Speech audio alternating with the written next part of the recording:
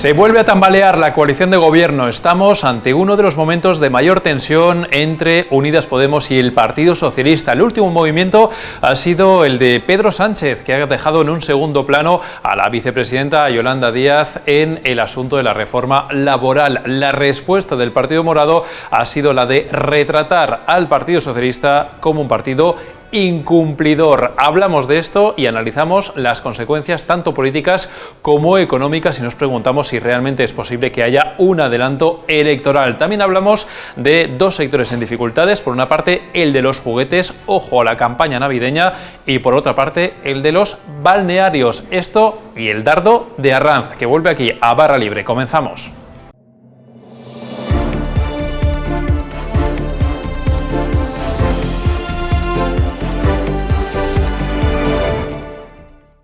Y arrancamos esta edición de Barra Libre con esas diferencias que se acentúan cada vez más entre los socios de coalición de gobierno. Crecen las tensiones entre el Partido Socialista y Unidas Podemos, las últimas a cuenta de la reforma laboral, en las que el presidente del gobierno, Pedro Sánchez, ha dejado en un segundo plano a la vicepresidenta del gobierno, a Yolanda Díaz. Hablamos con nuestro compañero, con Javier Portillo. Javier, ¿qué tal? ¿Qué tal?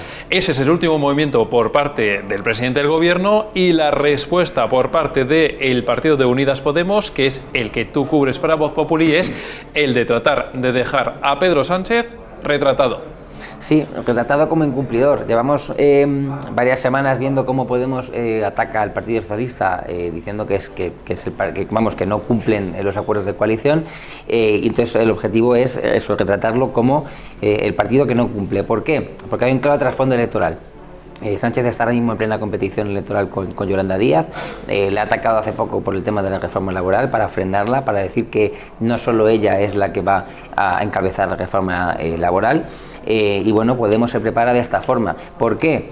Porque bueno, hay fuentes que cuentan que Podemos empieza a percibirse que no es tan descabellado que Sánchez, no de forma inminente, pero sí próximamente, le dé por apretar el botón del adelanto electoral. O sea, realmente en Unidas Podemos hay quien piensa que realmente puede haber un adelanto electoral, si no cercano, igual más lejano, pero eso es lo que se cree, al menos en un sector del partido. Y te pregunto por esto, y también si crees que estas diferencias, estas tensiones que hemos visto dentro de los socios de coalición, si van a ser un poco la tónica habitual de aquí en adelante. Sí, hay un sector del partido que lo piensa y que ve el PSOE en esa posición, en la de bueno, pues jugar sus cartas para quitar protagonismo a Podemos y desarticular los mensajes. Es verdad que Podemos lleva bastante tiempo colocándose medallas de ciertas leyes, como por ejemplo vivienda, ¿no? Entonces bueno, pues el PSOE está tratando de frenar, porque consideran en Podemos, una parte de Podemos, que bueno, que sí que puede haber ese adelanto. Claro, esto ¿a qué nos conduce? A que la tónica que se va a producir en los próximos meses de competencia electoral tan amplia, pues va a ser el del roce, el de marcarse el territorio uno a otro y disputarse las banderas, ¿no? Entonces sí, yo creo que en este trasfondo de competencia electoral va a ser la tónica. Pues nos esperan unos meses moviditos entre los socios de coalición de gobierno e iremos siguiendo con mucha atención todo lo que vaya ocurriendo contigo, Javier. Muchas gracias. Gracias. Bueno, y queremos hacer un poquito de análisis sobre estos choques reiterados que hemos visto en el seno de la coalición de gobierno a lo largo de estos últimos días. Muchas diferencias entre el Partido Socialista y Unidas Podemos. Veíamos con nuestro compañero Javier Portillo que incluso hay quien piensa en un posible adelanto electoral. Queremos hablar de consecuencias políticas, también económicas, y para ello hablamos con dos pesos pesados de esta redacción de Voz Populi, con Jorge Sainz por una parte. ¿Qué tal, Jorge? ¿Qué tal, Alberto? Y por otra parte con el redactor jefe de Economía, con Juan Delgado. Juan, bienvenido un día más a Barra Libre. Empiezo contigo, Jorge. Hablamos de, en este caso, las consecuencias políticas. Yo te pregunto a ti, que cubres la información del Partido Socialista, si realmente crees que en el ambiente, en fin, es realista que esté ese hipotético adelanto electoral, y hasta dónde pueden llegar esas consecuencias, estas diferencias entre Unidas Podemos y el PSOE. Bueno, yo creo que el adelanto electoral es complicado, porque ahora mismo la única consecuencia de ese adelanto sería probablemente la pérdida de la Moncloa por parte del PSOE y de Unidas Podemos, según el consenso de todas las encuestas, con lo cual lo veo complicado, teniendo además unos presupuestos pues prácticamente a la vuelta de la esquina. Lo que sí que no tengo ninguna duda es que todos estos movimientos y todos estos rifirrafes tienen un componente electoral, y es digamos, toda la reorganización que se está produciendo, toda esta especie de resituamiento de la izquierda española, en la que el PSOE, con Pedro Sánchez a la cabeza, busca un perfil más centrado, ese famoso giro socialdemócrata que aprobó el partido en su último Congreso Federal, y por lo tanto a Podemos no le queda más remedio que echarse más a la izquierda para intentar cubrir ese espacio y sobrevivir políticamente, con lo cual yo sí creo que hay un componente electoral, pero el adelanto lo veo pues ciertamente algo complicado en este momento. Bueno, nos preguntamos si peligra la legislatura, nos preguntamos también si peligran de alguna manera los datos económicos y las reformas que el gobierno tiene encima de la mesa y que debe presentar Juan en breve a Bruselas. Hablamos sobre todo de la reforma laboral en estas últimas fechas, pero digamos que esos choques entre los socios de coalición pues pueden tener varias repercusiones en el ámbito económico, ¿no? Bueno, pese a que había mucho tiempo para negociar y para sacar adelante la reforma, queda solamente un trimestre y dos reformas muy importantes que sacar adelante. Una es la segunda ronda de la reforma de las pensiones, y la segunda la reforma laboral. De momento lo que se está transmitiendo ante Bruselas, ante nuestros socios europeos, que son los que nos prestan el dinero de los fondos europeos, es una imagen de división, de dudas, de no tener las ideas claras, y en cierto modo pues se transmite la idea de que se está intentando abordar un tema muy importante desde un punto de vista meramente ideológico, ¿no? En realidad lo que quiere Bruselas es pues que el gobierno solucione los dos problemas que realmente preocupan, ¿no? Que para eso se saca adelante la reforma laboral. Uno es el paro juvenil y otro es la enorme precariedad que soporta el mercado laboral. Y luego no olvidemos que el choque entre los dos miembros de la coalición y el choque que se está generando y fomentando poco a poco entre los sindicatos y los empresarios puede determinar o puede provocar que lo que se está ocurriendo con la reforma laboral, que esos problemas acaben transmitiéndose también a la negociación de la reforma de las pensiones, porque no olvidemos que tarde o temprano, después de hablar de la reforma laboral, sindicatos y patronal y gobierno van a tener que sentarse a hablar de un tema igual de espinoso más que la reforma laboral, que es el tema de las pensiones. Bueno, lo que parece evidente es que algo va a pasar con la reforma laboral. Lo que parece complicado es ponerle el verbo. No sabemos si decir que es que se va a derogar, si es que se va a modificar. Lo que sí parece bastante claro, y de esto has escrito tú, Jorge, es de que de alguna forma se está tratando desde el Partido Socialista de arrinconar el papel de la vicepresidenta Yolanda Díaz, de ese papel que pueda tener ella dentro de lo que se vaya a hacer con la reforma laboral.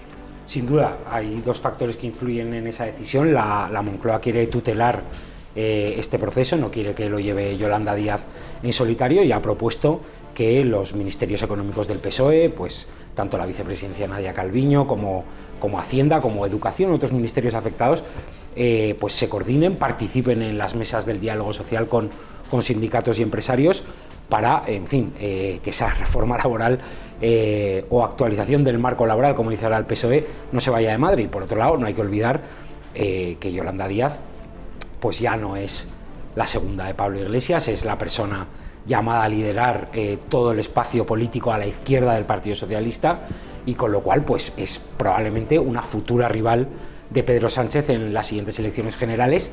Y obviamente, como ha dicho este martes la portavoz del Gobierno, la reforma laboral no tiene nombre, es una reforma de todo el Gobierno, y el PSOE lleva mucho cuidado de que no se identifique a Yolanda Díaz como la persona que ha ejecutado estos cambios.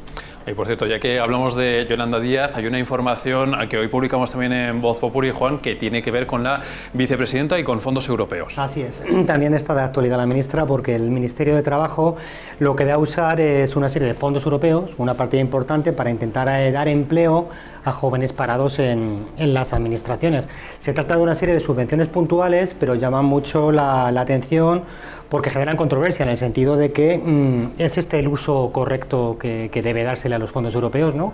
Que en teoría deberían ir dirigidos a fomentar actividades productivas. En la actualidad, desde luego, lo que menos necesitan las administraciones públicas es ganar más tamaño todavía, ¿no?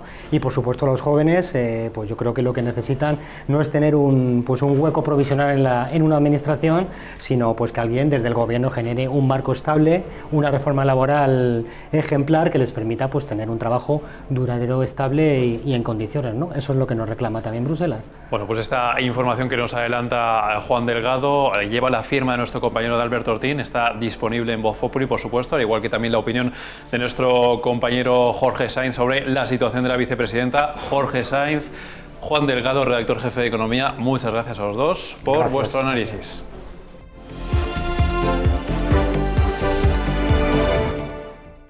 Y cambiamos de asunto porque desde hace varias semanas estamos hablando ya de esa crisis de suministros a nivel global que afecta a muchos sectores y uno de ellos es el mundo del juguete. Queremos hablar de ello con nuestra compañera de Economía, con Nerea San Esteban. Nerea, ¿qué tal? ¿Qué tal? A ver, vemos detrás de ti una tienda de juguetes, vemos que está bien abastecida en este caso, pero la pregunta es, ¿realmente cuáles son esas dificultades por las que está atravesando este sector? Bueno, como decías, Alberto, no son dificultades nuevas, pero es verdad que en las últimas semanas se están acrecentando. El sector de los juguetes pues está viviendo el inicio de la que va a ser las semanas de más demanda del año y vive primero una escasez de materias primas, desde plástico hasta madera, pasando por cartones. También una escasez de chips muy necesarios, por ejemplo, para los juguetes electrónicos. Y además está viviendo también un aumento de los costes. Primero, el ya mencionadísimo en este programa, aumento de la factura de la luz, que afecta mucho a las fábricas de juguetes, y en segundo lugar que también se está incrementando mucho el coste de transportar contenedores en barcos desde Asia. Decía la Asociación Española de Fabricantes de Juguetes que este coste se ha multiplicado por 5 en las últimas semanas. Claro, Nerea, tú lo estabas apuntando, estamos en vísperas de esa campaña navideña, los Reyes, falta pues poco más de 2 meses para que vengan. La pregunta es bien sencilla, ¿vamos a tener regalos estas Navidades? ¿Vamos a tener todos esos juguetes que podamos querer cada uno en nuestro caso o no van a llegar a tiempo?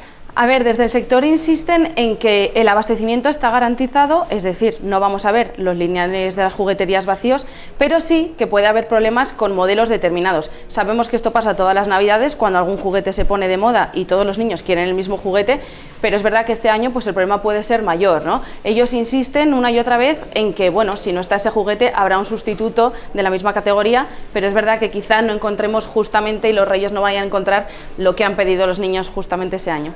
Pues Nerea, yo soy muy de escribir la carta a los Reyes a última hora, así que yo por si acaso este año voy a Hay que adelantarse. un poquito. Nerea San Esteban, muchas gracias. A ti. Y de las dificultades del mundo de los juguetes a las dificultades del mundo de los balnearios. Hablamos de este tema con nuestro compañero, con David Cabrera. David, ¿qué tal? ¿Qué tal? A ver, David, hemos visto contigo varios sectores en estas últimas semanas que han atravesado por dificultades. Hablábamos contigo del Grupo Pachá hasta hace apenas unos días y hoy tenemos que hablar contigo del principal grupo de balnearios de España que ha pedido un rescate. Así es. Relax Thermal ha pedido un rescate al fondo de Cofidis, dependiente del Ministerio de Industria, de 21,6 millones. Este préstamo se divide en 14 millones de préstamos participativos y 7,6 millones de préstamos ordinarios. Una empresa muy típica de España, lleva 25 años y cuenta con 9 balnearios repartidos por todo el país. Y a ver, hablamos de la mayor empresa de balnearios de España y hablamos evidentemente de un sector, claro, los balnearios. Si ya el sector de la hostelería, el mundo del ocio nocturno, como por ejemplo el Grupo Pachá, han pasado por serias dificultades, claro, los balnearios que tienen unas restricciones tremendas, lo han tenido a lo largo de este último año y medio de pandemia, claro, con más razón, han sufrido evidentemente los efectos de la crisis. Claro, es que los balnearios han tenido una de las restricciones más duras. De hecho, estuvimos hablando con el presidente de Relax Thermal y nos comentaba que, bueno, que estuvieron cerrados prácticamente hasta 2021. Y por dar un par de cifras, nos comentaba también que la actividad se había desplomado en un 95% hasta 2020 y ahora, actualmente a fecha de hoy, la actividad solo se ha recuperado un pelín, como un 30%, que siguen estando por debajo del 70%. Pues lo ven, rescates y más rescates, como los que hemos comentado con nuestro compañero David Cabrera y que nos muestran que esas dificultades económicas ligadas a la pandemia, pues evidentemente todavía siguen ahí y todavía hay mucha gente que lo está pasando muy mal. David Cabrera, muchas gracias. A ti. Bueno, y con este asunto terminamos, pero antes de acabar queremos despedir este Barra Libre con una sección que mucha gente estaba esperando desde hace mucho tiempo, porque hacía semanas que no veíamos a nuestro compañero Rubén Arranz y su famoso dardo. Con esto despedimos esta edición de Barra Libre, volveremos con más contenidos. Muchas gracias. Querido espectador, todo el mundo habla estos días del Juego del Calamar, que es la última serie de Netflix que digamos ha vuelto a convertirse en la mejor serie de la historia de la última semana. Es una serie surcoreana, es una serie violenta, pero tiene aspectos bastante positivos, como por ejemplo cuando muestra ese lado ultracompetitivo de la sociedad surcoreana, al que lleva, digamos, un sistema que obliga a dar el todo por el todo, a hacer eso que se decía en Alicia en el País de las Maravillas, de tener que caminar el doble, correr el doble para permanecer en el mismo sitio.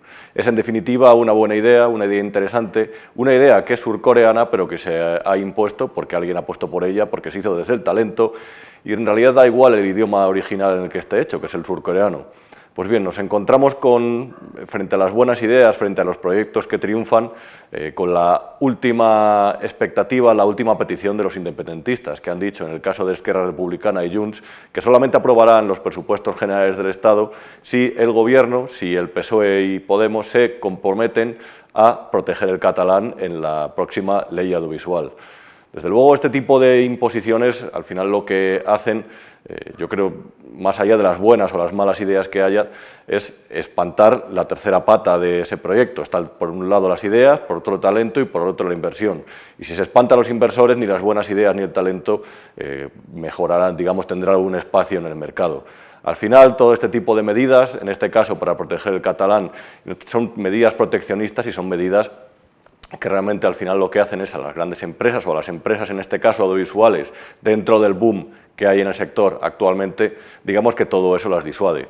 Y todo eso, desde luego, lleva a ser pesimista y desde luego es un pesimismo fundamentado porque me temo que entre que le echen para atrás los presupuestos y apoyar al catalán, finalmente Pedro Sánchez cederá una vez más ante las presiones de quienes quieren proteger únicamente sus intereses, pese a que es contrario para los intereses de las propias empresas.